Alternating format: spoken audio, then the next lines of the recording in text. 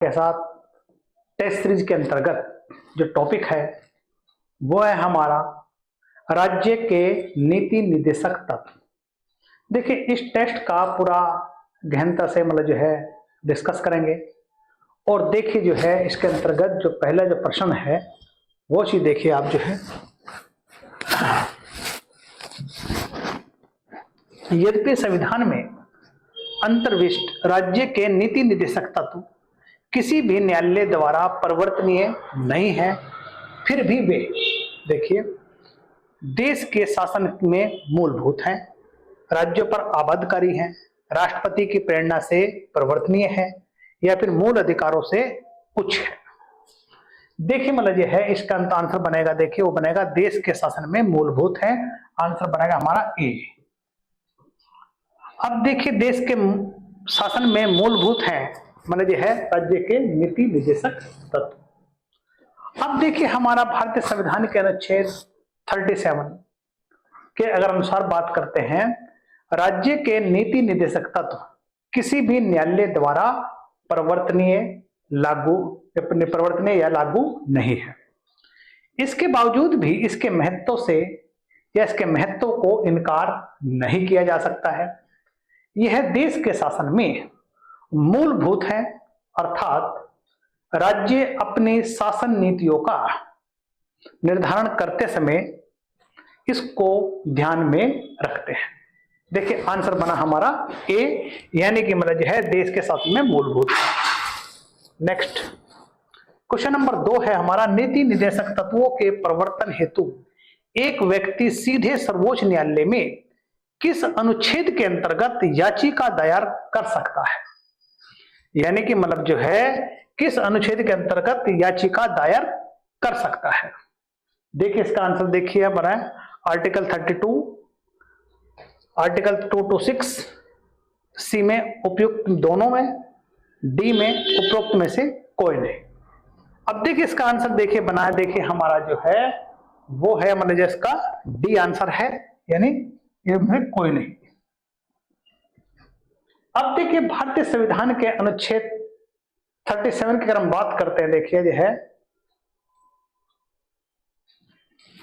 इसके अनुसार अंतर्विष्ट उपबंध किसी भी न्यायालय द्वारा परिवर्तनीय नहीं है, किंतु फिर भी इनमें अभिकथित तत्व देश के शासन में मूलभूत हैं और विधि बनाने में इन तत्वों को लागू करना राज्य का कर्तव्य होता है या होगा।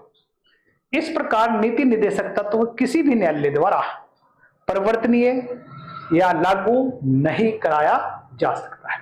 तो आंसर बना इसका हमारा, देखिए इसका हमारा डी आंसर है हमारे लिए। नेक्स्ट, पुरुष और स्त्रियां दोनों को समान कार्य के लिए समान वेतन हो भारतीय संविधान के किस अनुच्छेद के अंतर्गत आता है। देखिए इसमें देखिए आपका बनेगा 39D यानी सी आंसर। अब देखिए अगर हम बात करते हैं इसके जो है समान कार्य समान वेतन की बात करते हैं, इसमें देखिए भारतीय अनुच्छेद के 39D या घ के अनुसार पुरुष और स्त्रियां दोनों को समान कार्य के लिए समान वेतन का प्रावधान किया गया है। वहीं पर देखिए अगर हम 39 सब कॉलम खा या बी की बात करते हैं तो समुदाय के भौतिक संसाधनों का स्वामित्व और नियंत्रण इस प्रकार बटा हो जिसमें सामूहिक हित का सर्वोत्तम रूप से साधन हो। अगर हम देखिए 39 सब कॉलम ग या सी की बात करते हैं, आर्थिक व्यवस्था इस प्रकार चले जिससे धन और उत्पादन साधनों का सर्वसाधारण के लिए हितकारी या फिर जो है संकेंद्रण ना हो, यानी कि मतलब जो है कहने का मतलब ये कह रहा है अनुच्छेद 30C मतलब जो है आर्थिक साधन इस प्रकार चले जिससे धन और उत्पादन साधनों का सर्वसाधारण के लिए अहितकारी संकेंद्रण न हो। वहीं पर देखिए अनुच्छेद 39 सब कॉलम डी की बात करते हैं या आगे की बात करते हैं, पुरुष और स्त्री कर्मचारियों के लिए कर्मकारों के लिए स्वास्थ्य और शक्ति का तथा बालकों के सुकुमार अवस्था का दुरुपयोग ना हो और आर्थिक आवश्यकता में विवश हो और विवश होकर नागरिक को ऐसे रोजगार में न जाना पड़े जो उनकी आयु या शक्ति के अनुकूल ना हो। देखिए आंसर बना हमारा इसका सी। नेक्स्ट, पंचायती राज द्वारा निम्नतम स्तर पर प्रजातंत्र की कल्पना निम्नांकित किस अनुच्छेद में की गई है? देखिए इसका यह अनुच्छेद 40 की बात करते हैं, ये हमारा डी आंसर बन जाता है। अब देखिए भारतीय संविधान के अनुच्छेद 40 ग्राम पंचायतों का संगठन को प्रावधानित करता है। इसके द्वारा निम्नतर स्तर पर प्रजातंत्र की कल्पना की गई है। कहने का मतलब अनुच्छेद 40 जो है ग्राम पंचायतों के संगठन को प्रावधानित करता है, तो आंसर बना हमारा इसका डी आंसर। नेक्स्ट, संविधान के अंतर्गत काम का अधिकार कहां पाया जा सकता है? देखिए संविधान के अंतर्गत काम का अधिकार कहां पाया जा सकता है, यानी ये है।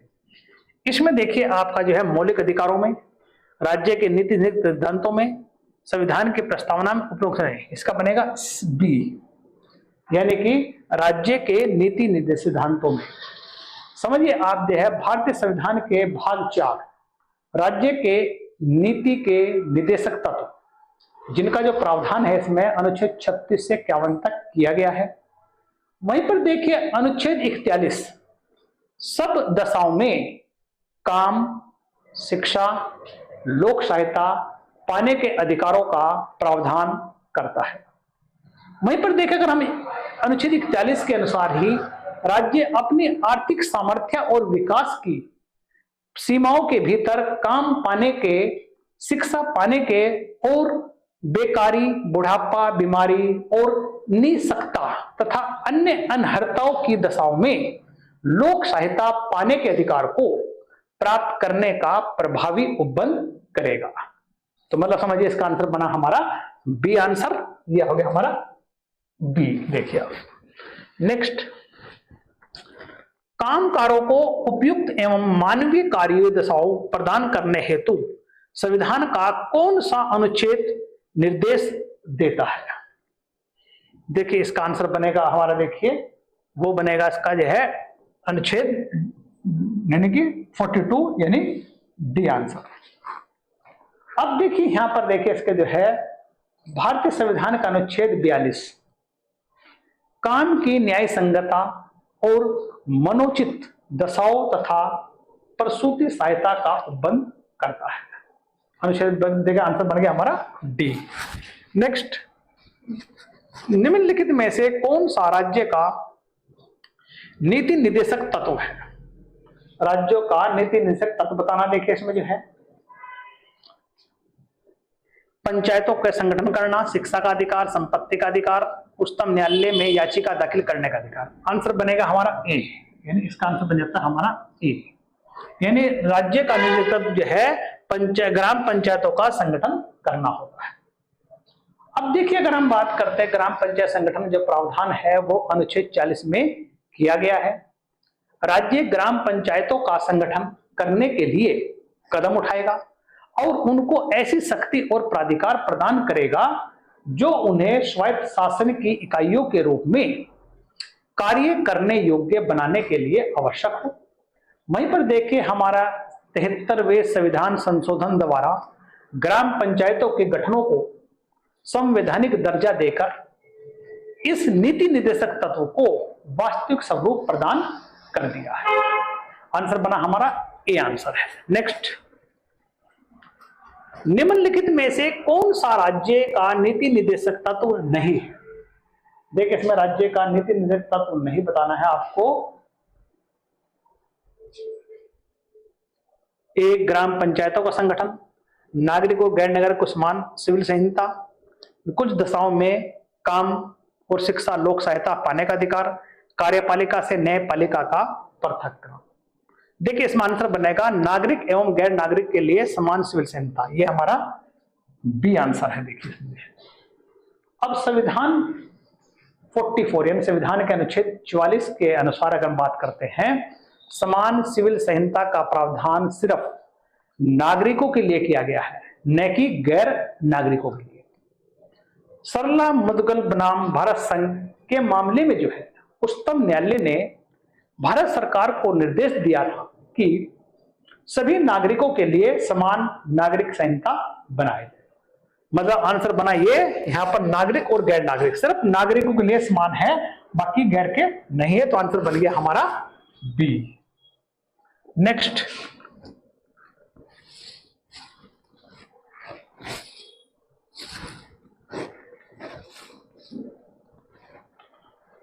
रोमन कैथोलिक पादरी केस जॉन वालमार्टन बनाम भारत संघ संबंधित है। देखिए इसका ये है सिविल संहिता कानून से, यानी एक समान सिविल संहिता कानून, ये आंसर बन जाता है इसका। अब देखिए अगर हम उच्चतम न्यायालय ने अपने हाल ही के निर्णय में जॉन वालमार्टन बनाम भारत संघ के वाद में एक बार फिर समान सिविल संहिता न बनाने के लिए दुख प्रकट किया है, यानी समान सिविल संहिता होनी चाहिए। नेक्स्ट क्वेश्चन देखिए हमारा, निम्नलिखित में से कौन सा राज्य नीति निर्देशक तत्व नहीं है? अब इसमें नीति निर्देशक तत्व बताना है हमें, समान सिविल संहिता, विधिक निःशुल्क विधिक सहायता, पर्यावरण संरक्षण, इसमें डी आंसर बनेगा हमारा, डी नहीं है। अब देखिए इसमें जो है भारत के संविधान के अनुच्छेद 44 में नागरिकों के लिए एक समान संहिता, वहीं पर अनुच्छेद 39 क में समान न्याय और निःशुल्क विधिक सहायता, वहीं पर देखिए अनुच्छेद 48 क में पर्यावरण का संरक्षण और संवर्धन को वन तथा वन्य जीवों की रक्षा के संबंध में प्रावधान किया गया था। जबकि प्राइवेट उद्योग में सहायता यह है राज्य का नीति निर्देशक तत्व नहीं है, तो आंसर बन गया हमारा डी। नेक्स्ट, कौन सा अनुच्छेद नागरिकों के लिए एक समान सिविल संहिता का उपबंध करता है? इसका देखिए अनुच्छेद 44 की बात करते हैं, आंसर बन गया सी, ये मैं आपको पहले डिस्कस कर रखा है।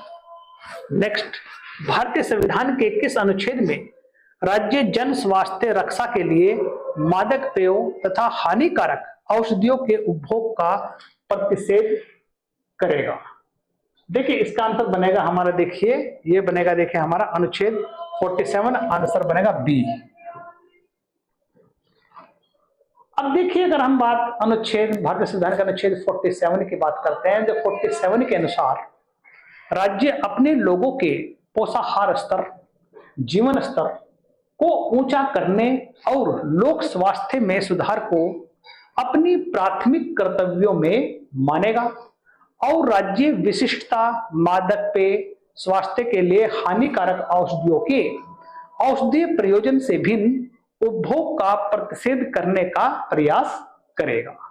देखिए आंसर बना हमारा बी। नेक्स्ट देखिए आप जो है, पर्यावरण का संरक्षण एवं संवर्धन तथा वन एवं अन्य जीवों की सुरक्षा है, इसका देखिए आंसर बनेगा हमारा जो है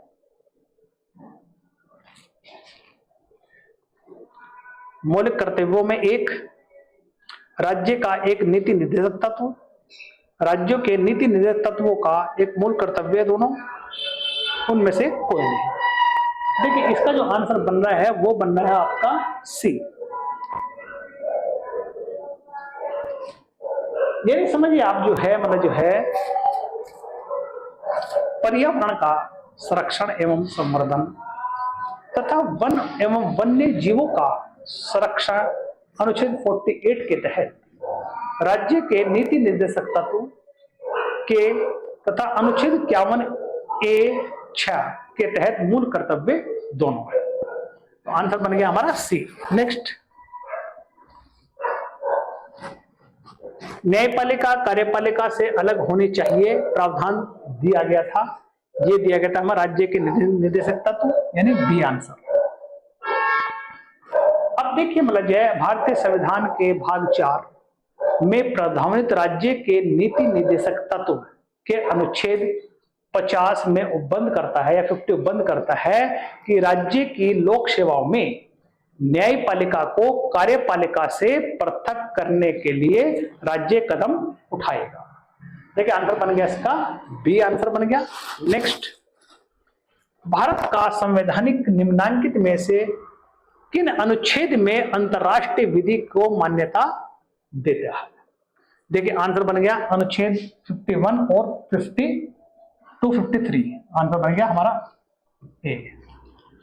अब देखिए अनुच्छेद 253 के अनुसार संसद को किसी अन्य देश या देश के साथ की गई किसी संधि, करार, अभिसमय या किसी अंतरराष्ट्रीय सम्मेलन, संगम या अन्य निकाय में किए गए किसी भी विनिश्चय के कार्यान्वयन के लिए भारत के संपूर्ण राज्य क्षेत्र या उसके किसी भाग के लिए कोई विधि बनाने की शक्ति है।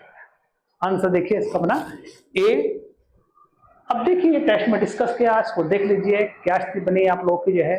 नेक्स्ट क्लास में फिर मिलेंगे।